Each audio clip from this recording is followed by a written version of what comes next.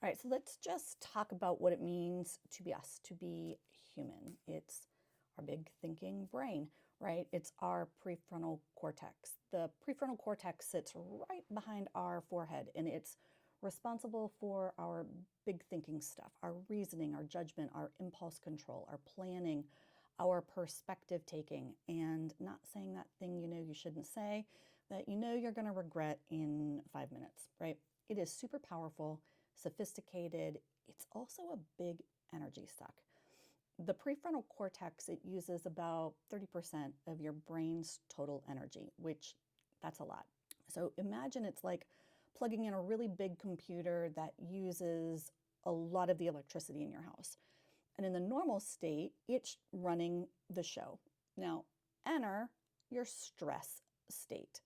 That's like plugging in a whole lot of additional plugs and everything starts to go on the fritz, right? Like if you've plugged in a bunch of things into an outlet and then like you throw the circuit breaker or the fuse box and you have to go reset something down in your basement, wherever that fuse breaker is, because everything's gone offline.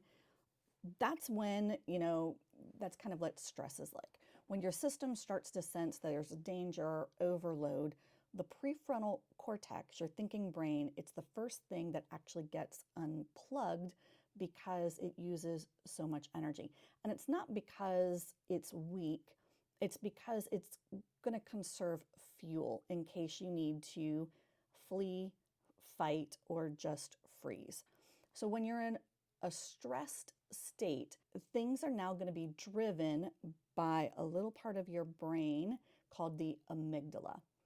And the amygdala is part of the oldest, most primitive part of the brain. I call it Larry the Lizard. Larry's ancient. Larry's fast. Larry's entire job is to detect threat and to smash the panic button. Larry's not bad, right? The amygdala is not bad. Its job is to keep humans alive, and it's done it for a very long time. But it doesn't do nuance. It does not care about context.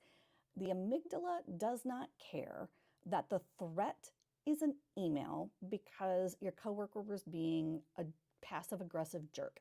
It does not care that the threat is a deadline. It does not care it's a conversation you don't want to have. It doesn't care that somebody's being a jerk and you're just driving on the freeway or that you have a school deadline, right? All the amygdala sees is that it is a potential saber-toothed tiger that wants to eat you. So when Larry the Lizard detects a threat and there's danger, cortisol and your adrenaline surge. Your heart rate goes up, your breathing gets shallow, your attention narrows, and the prefrontal cortex goes offline to save energy. Because if that saber-toothed tiger shows up, you don't need insight, you don't need to think, you just need your legs moving so that you can get out of the situation. Now, here's a problem.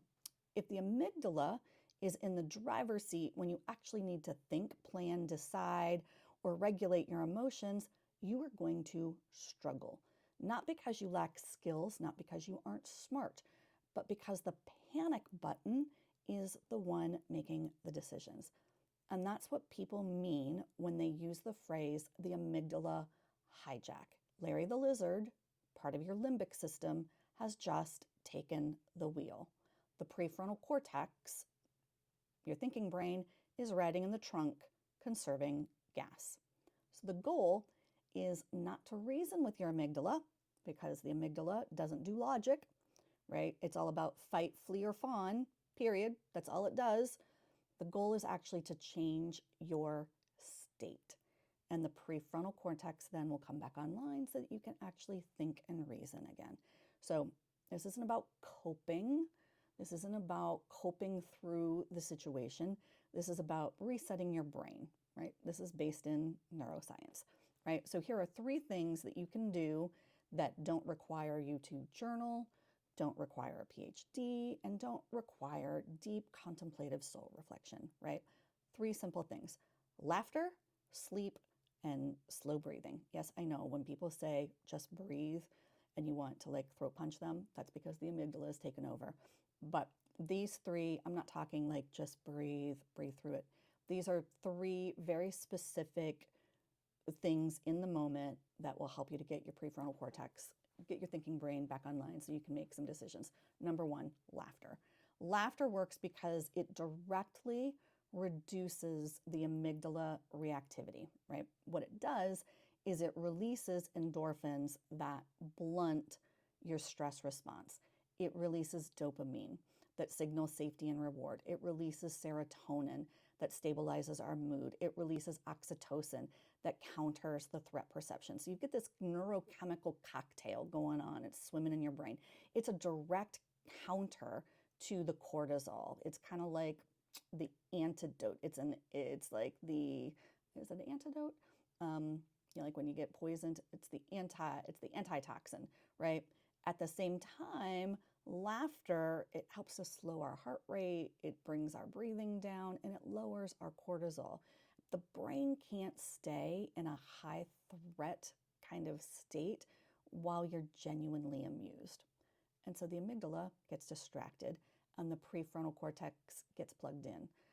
So go find your favorite comedy, your favorite book, your favorite podcast, anything that's going to make you chuckle, genuinely make you laugh, right?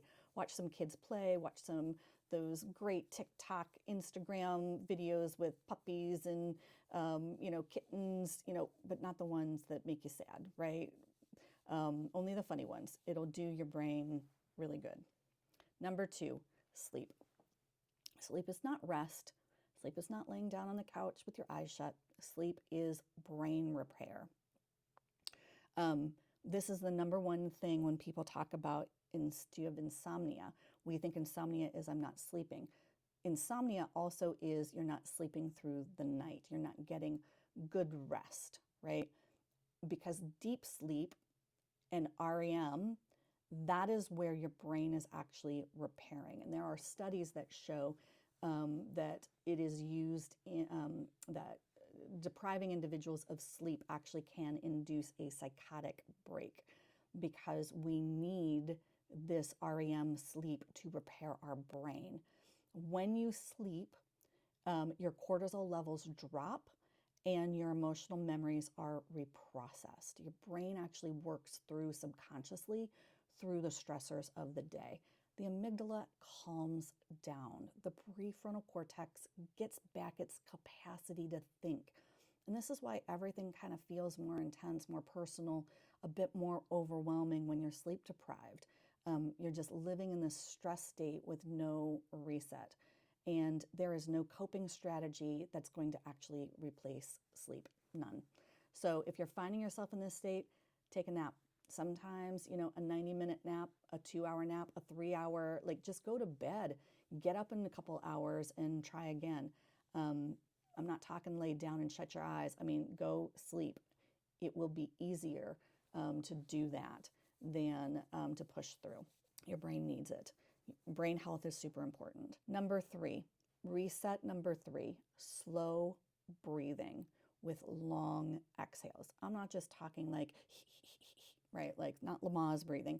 This is the fastest manual override that we have when we're stressed. Longer exhales will stimulate your vagus nerve, which runs throughout your entire body. And that tells the nervous system you're safe to stand down. It's safe. You're good. We are good. Your heart rate's going to slow. Your cortisol is going to decrease and the amygdala will actually quiet down.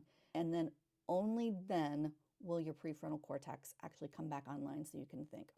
And this works better than any, put in quotes, coping mechanism does because it doesn't ask a stressed brain to think its way out of stress. It just changes our physiology first. And the best way to do it, it is taking 5 breaths in, right? So you breathe in for a count of 5, you'll hold it for 3, and then you exhale it for a count of 8. And you do this 3 to 5 times, right? It is the quickest reset. So here is your takeaway. Your normal state is where your thinking happens. Your stress state is where survival happens. Living in that constant chronic stress state really takes a wear on our body.